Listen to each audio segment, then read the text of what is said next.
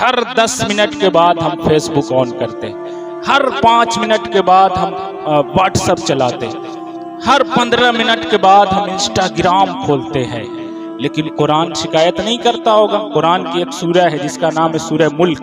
جو 29ویں پارے میں شروع ہے، 29واں پارہ شروع، سورہ ملک شروع۔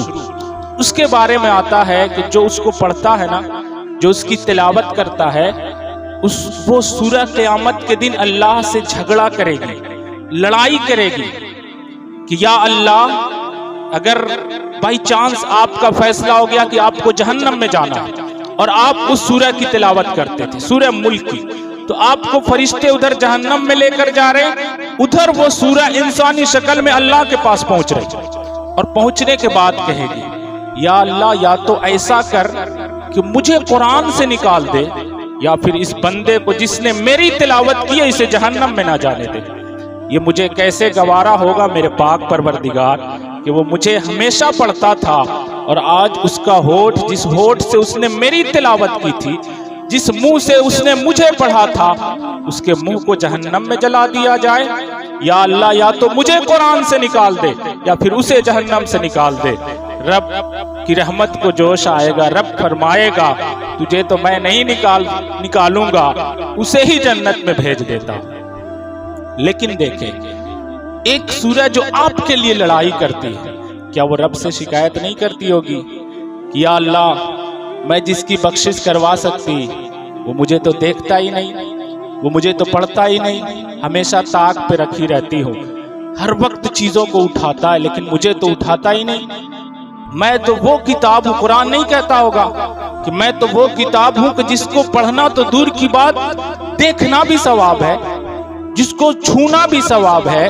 لیکن پاک پروردگار، لوگ ہر 10 منٹ پہ ٹی وی آن کر لیتے لیکن مجھے تو کوئی کھولتا ہی نہیں،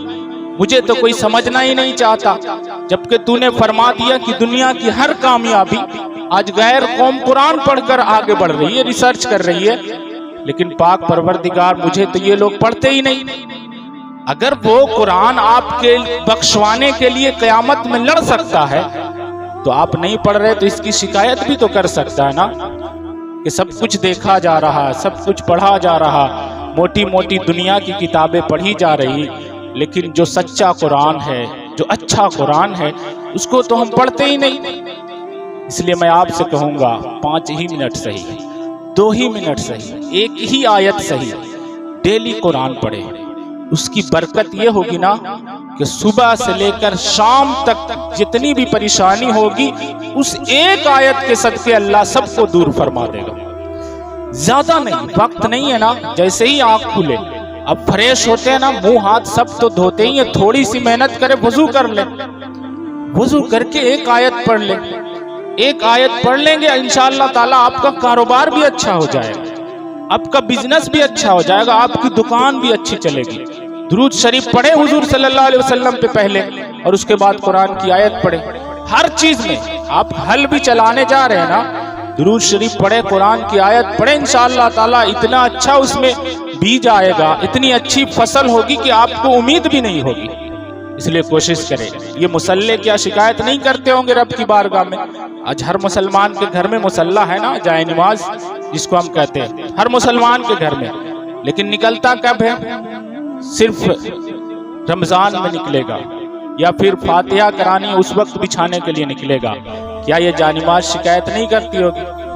کیا یہ مصلی شکایت نہیں کرتا ہوگا؟ یا اللہ، چادر ہر وقت اتاری جا رہی، کپڑے ہر وقت نکالے جا رہے، لیکن مجھے کوئی اٹھاتا ہی نہیں، مجھے کوئی بچھاتا ہی نہیں، میرے اوپر کوئی نماز پڑھتا ہی نہیں۔